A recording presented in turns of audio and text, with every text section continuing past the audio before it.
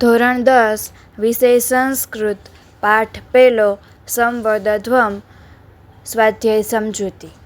સ્વાધ્યાય સંવદધ્વમ. પ્રશ્ન પહેલો. અધોલિખિતેભ્યઃ વિકલ્પેભ્યઃ સમુચિતમ ઉત્તરમ ચિનુત. એમાં પ્રશ્ન પહેલો. પૂર્વે કે સમજાનાનામ ભાગમ ઉપાસતે. આન્સર આવશે સી, દેવાહ. પ્રશ્ન બીજો. કવિઃ કિમ યાચતે. પ્રશ્ન એ, ભદ્રમ. પ્રશ્ન 3. છાયાક્રીદૃષુઃ વાચમ વદતુ. આન્સર બી, શાંતિવામ. ક્વેશ્ચન 4. સર્વે ક્રીદશાઃ ભવન્તુ. આન્સર આવશે સી, સુખીન. Question number 5. પર્જન્યઃ કદા વર્ષતુ. આન્સર આવશે ડી, કાલે. Question number 6. હે દેવ ખાલી જગ્યા દુરિતાની પરાસુવ. એમાં આન્સર આવશે ડી, સવિતર. Question number 7. પુત્રઃ ખાલી જગ્યા અનુવ્રતઃ ભવતુ. આન્સર આવશે સી, પિતૃઃ. Question number 8.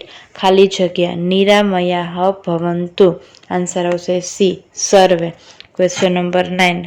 સર્વે ખાલી જગ્યા પશ્યન્તુ. આન્સર આવશે ડી, ભદ્રાણી. Question number 10. પૃથ્વી ખાલી જગ્યા ભવતુ.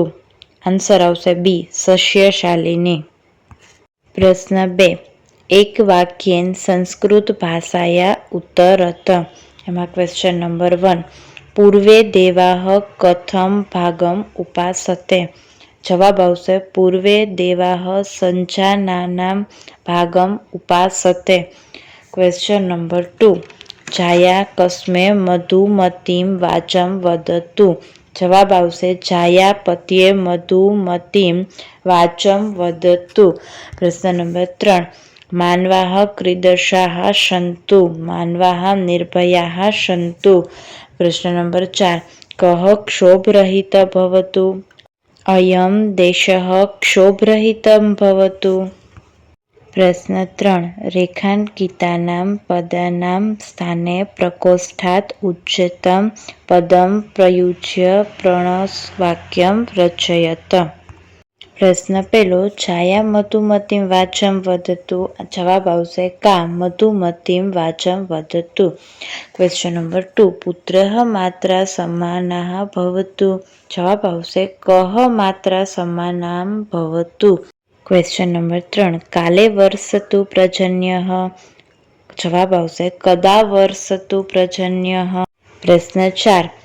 આજ્ઞાર્થસ્ય અન્ય પુરુષ બહુવચન રૂપાણી ચિનુત.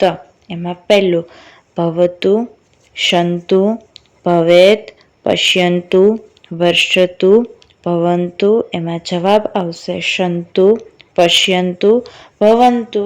પ્રશ્ન 5. પ્રશ્નાર્થનામ ઉત્તરાણી માતૃભાષાયામ લિખિત. એમાં પહેલો પ્રશ્ન. ઋષિ સૂર્ય પાસે શાની યાચના કરે છે. ઋષિ સૂર્ય પાસે યાચના કરે છે કે હે દેવ, અમારા બધા દુર્ગુણો દૂર કરો અને અમારા માટે જે કલ્યાણકારી હોય તે અમને પ્રાપ્ત કરાવો. પ્રશ્ન 2. પતિ પ્રત્યે પત્નીએ કેવી વાણી ઉચ્ચારવી જોઈએ. પતિ પ્રત્યે પત્નીએ મધુર તેમજ શાંતિદાયક વાણી ઉચ્ચારવી જોઈએ. પ્રશ્ન 3. ઋષિ બધા માટે શી આશા વ્યક્ત કરે છે. જવાબ આવશે ઋષિ બધા માટે આશા વ્યક્ત કરે છે કે બધા સુખી અને નિરોગી થાઓ, બધામાં મંગલકારી ભાવનાઓ જુઓ અને કોઈ પણ માણસ દુઃખી ન થાઓ. પ્રશ્ન 4. સંગઠિત રહેવા માટે કવિ શું કરવાનું સમજાવે છે. જવાબ આવશે સંગઠિત રહેવા માટે કવિ કહે છે કે પહેલા જેમ સારી રીતે જાણતા સમાન જાતિવાળા દેવોએ યજ્ઞમાંથી મેળવેલો પોતપોતાનો ભાગ પ્રેમથી વહેંચી લીધો હતો, તેમ તમે બધા સાથે ચાલો, બધા સાથે બોલો, તમારા બધાના મન એક સરખા બની રહો. પ્રશ્ન 6.